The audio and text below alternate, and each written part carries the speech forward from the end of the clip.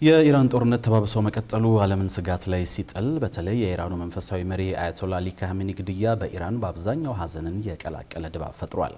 የአያቶላ መሞት ተከትሎ ኢራን የ40 ቀናት ሀዘን ያወጀች ሲሆን ከአያቶላ መሞት በኋላ የኢራን መንግስታዊ ስርዓት በተተኪዎች ይቀጥላል ወይስ አሜሪካ እንደምትመኘው ይወድቃል የሚለው ጥያቄም እየተነሳ ይገኛል።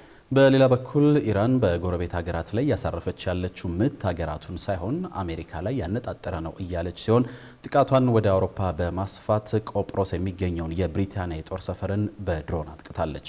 ዘነበ ኃይሉ በዚሁ የኢራን ጦርነት ቀጠናዊና ዓለም አቀፋዊ ጫና እንዲሁም የኢራን ቀጣይ ዕጣ ፈንታ ላይ የሚያጠነጥን ትንታኔ ያሰናድቷል። ተከታትለን እንመለስ። አሜሪካና እስራኤል የኢራኑን መንፈሳዊ መሪ አያቶላ አሊ ካሚኒን ለመግደል ወራትን የፈጀ ዝግጅት ሲያደርጉ መቆየታቸው ተሰምቷል። ባሳለፍነው ቅዳሜ የኢራኑ መንፈሳዊ መሪ መገደላቸው ከተረጋገጠ በኋላ የፋርሱ ሀገር ነዋሪዎች በአብዛኛው ሀዘናቸውን ሲገልጹ፣ ከፊሎቹ ደግሞ ደስታቸውን በመግለጽ ላይ ይገኛሉ። ሩህ ቡላንድ መለኩት ኩህ ናስቱህ ቪላያት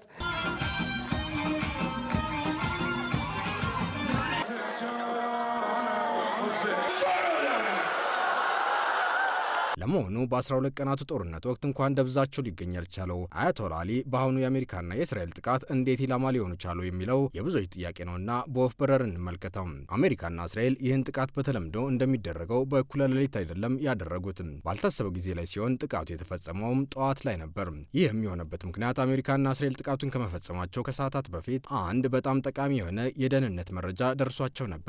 ሁለቱ ሀገራት የኢራን አገዛዝ ቁልፍ ሰዎች በአንድ ላይ የሚሰባሰቡበትን አጋጣሚ ለረጅም ጊዜ ሲጠባበቁ ከቆዩ በኋላ ቅዳሜ ጠዋት አያቶላና ሌሎች ያገዛዙ ቁልፍ ሰዎች ላይ ያደረጉትን አደረጉ የሚሉ አሉ።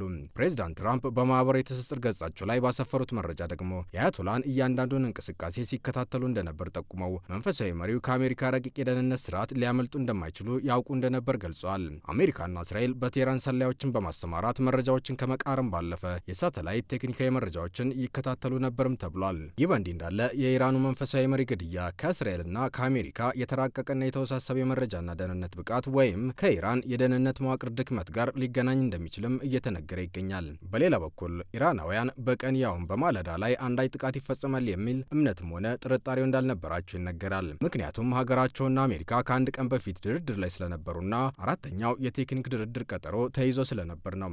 የሆነ ሆነና ባሳለፍነው ቅዳሜ አሜሪካና እስራኤል በኢራን ላይ ጥቃት መፈጸም ሲጀምሩ እስራኤል ሙሉ መረጃው እጇ ላይ እንደደረሰ ረጅም ርቀት ተምዘግዛጊ ሚሳኤሎችን የሚተፉ የጦር ጀቶቿን በመጠቀም በአያቶላ መኖሪያ ቅጥር ግቢ እሳት አዘነበች። ከእስራኤል በሮ ኢራን ሰማይ ላይ የደረሱት የእስራኤል የጦር ጀቶች 30 ቦምቦችን በመጣል የመንፈሳዊ መሪውን ቅጥር ግቢ ወደ ትቢያነት ቀየሩት። ከዚያም በሚሳኤል ፈነቃቀሉት። የአሜሪካ ጦር ደግሞ ከባህርና ከአየር ላይ በመሆን በዚያው ሰዓት ላይ የኢራንን ወታደራዊ መሰረተ ልማቶች መደብደቡን ቀጠለ። ታዲያ የኢራኑ መንፈሳዊ መሪ አያቶላ አሊ ካሚኒ ግድያ ፕሬዚዳንት ትራምፕ እንደሚሉት በኢራን የመንግስታዊ ስርዓትን ይቀይራል የሚለው ጥያቄ እዚህ ጋር ይነሳል። የኢራን መንግስታዊ መዋቅር በአንድ ግለሰብ ላይ ተመረኮዘ አይደለም የሚሉ የዘርፉ ተንታኞች ኢራን አዳዲስ መሪዎችን ወደፊት በማምጣት ስርዓቱን የማስቀጠል አቅም እንዳላት በመግለጽ የአያቶላ መሞት የስርዓት ለውጥ አያመጣም ይላሉ። የኢራን ውጭ ጉዳይ ሚኒስትር አባስ አርጋቺም ቢሆኑ ይህንኑ ሀሳብ የሚያጠናክር ንግግር ነበር ያደረጉት።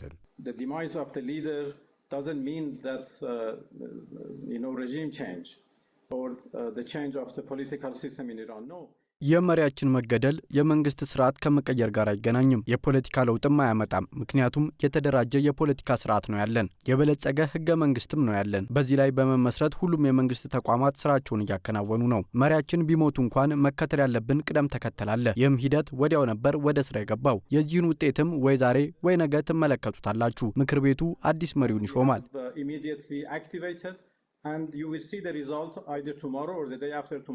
that a new leader would be appointed by the Assembly of Experts.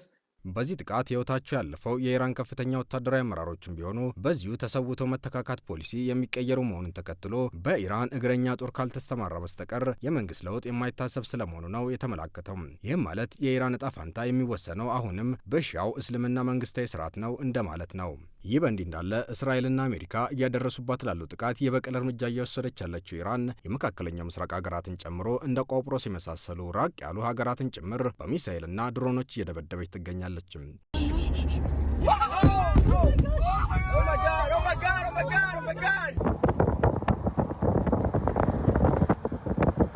በዚህም ምክንያት ጎረቤት ሀገራቱ ከቅዳሜ ጀምሮ የአየር ክልላቸውን በመዝጋት የኢራንን ጥቃት ለመመከት ሲጥሩ ነው የታዩት። ሀገራቱ የአየር ክልላቸውን በመዝጋታቸውም ከአየር ትራንስፖርት ለመቆራረጥ የተገደዱ ሲሆን አብዛኛዎቹ የንግድ ተቋማትም በመዘጋታቸው ግጭቱ ሀገራቱን ለኢኮኖሚ ጫና አጋልጧቸዋል።